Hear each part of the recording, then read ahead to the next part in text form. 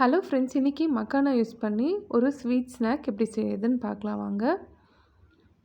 இதை செய்ய 100 கிராம் அளவு மக்கானா எடுத்திருக்கேன். ஒரு 150 கிராம் அளவு வெல்லம் எடுத்திருக்கேன். இதை இந்த மாதிரி உடச்சி எடுத்துருக்கேன்.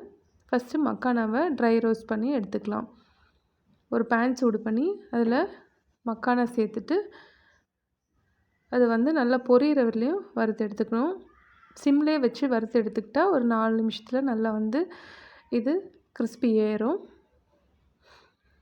ஹை ஃப்ளேமில் வச்சு வறுக்கும் போது கொஞ்சம் அங்கங்கே தீயறதுக்கு வாய்ப்பு இருக்குது. நானுமே கொஞ்சம் மறந்து விட்டுட்டேன். கொஞ்சம் அங்கங்கே பேர்ன் ஆயிடுச்சு.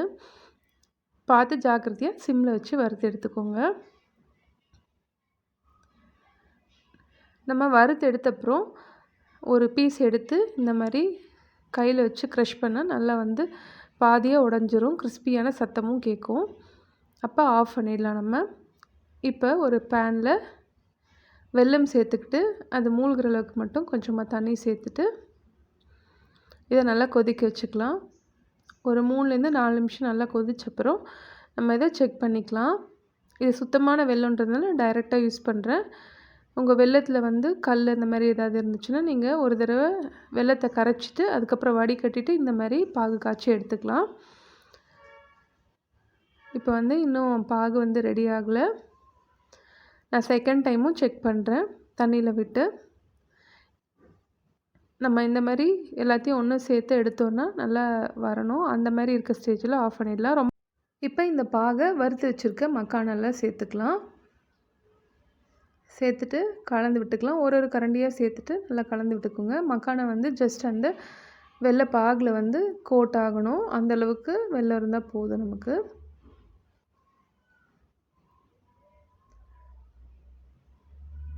இந்த மாதிரி நல்லா மிக்ஸ் பண்ணி விட்டுட்டு நம்ம ஸ்டவ்வை பற்ற வச்சுக்கலாம். ஸ்டவ்வை பற்ற வச்சுட்டு இன்னும் கொஞ்சம் இதை கேரமலைஸ் பண்ணிக்கலாம். அப்போ நல்லா கோட் ஆகி கிறிஸ்பியாக இருக்கும்.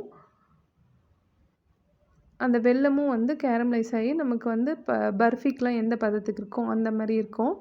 நம்ம பாகு எடுக்கும் போதே ரொம்ப கெட்டி பதமாக எடுத்துட்டோம்னாக்க மக்கானாவில் ஃபுல்லாக கோட் ஆகுறதில்ல. ரொம்ப க்ரன்ச்சியாகவும் ஆகிடுது. ஒன்றோட ஒன்று மக்கானா ரொம்ப ஒட்டிக்குது. அதனால் பாகு எடுத்துகிட்டு இந்த ஸ்டேஜில் ஆஃப் பண்ணிவிட்டு நம்ம மக்கானாவோட சேர்த்து மிக்ஸ் பண்ணிவிட்டு கொஞ்சம் நேரம் ஒரு 2 நிமிஷம் சிம்மில் வச்சு இந்த மாதிரி கலந்து விடுங்க. நல்லா இந்த மாதிரி பபுள் மாதிரி வரும்.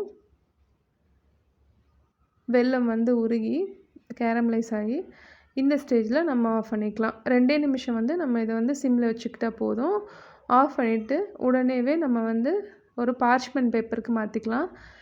இதுக்கு முன்னாடிலாம் நான் செய்யும்போது ஒரு கீ தடவின பிளேட்டில் தான் போட்டுக்கிட்டேன். அந்த பிளேட்லேருந்து எடுக்கும்போது மக்கானா உடஞ்சிருது. அந்த மாதிரி ஆகிடுது. அதனால நான் பார்ச்மெண்ட் பேப்பர் யூஸ் பண்ணிக்கிறேன். பார்ச்மெண்ட் பேப்பரில் போட்டு நம்ம அப்படியே ஒட்டாமல் எடுத்துடலாம் அது சர்ஃபேஸில். இப்போ இது ஒரு 2 நிமிஷம் ஆறுனப்புறம் நம்ம எடுத்து ஸ்டோர் பண்ணி வச்சுக்கலாம். இதை வேணால் நம்ம உருண்டைகளாகவும் உருட்டிக்கலாம். இந்த மாதிரி ஒரு 4-5 மக்கானாவை எடுத்து உருண்டை மாதிரி பண்ணிங்கன்னா நல்லா உருண்டை மாதிரி கூட வரும். அப்படி கூட நீங்கள் ஸ்டோர் பண்ணிக்கலாம். அப்படியும் சாப்பிடலாம். ரொம்ப சூப்பராக இருக்கும். குழந்தைங்களுக்கு ஸ்கூலுக்கு ஸ்நாக்ஸ் கொடுக்கறதுக்கு, ஈவினிங் ஸ்நாக் கொடுக்கறதுக்குலாம் இது ஒரு நல்ல ஆப்ஷனாக இருக்கும். வெயிட் லாஸில் இருக்கவங்களுக்கும் ஸ்வீட் கிரேவிங்ஸ் இருக்கும். அப்படி இருக்கும்போது மக்கானா வெயிட் லாஸ்க்கும் நல்லது. அவங்களும் ஸ்வீட் கிரேவிங்ஸ் இருக்கும்போது இதை கொஞ்சம் எடுத்துக்கலாம். இந்த ரெசிபி பிடிச்சிருந்தால் மறக்காமல் லைக் பண்ணி சேனலுக்கு சப்ஸ்கிரைப் பண்ணுங்கள். தேங்க்யூ.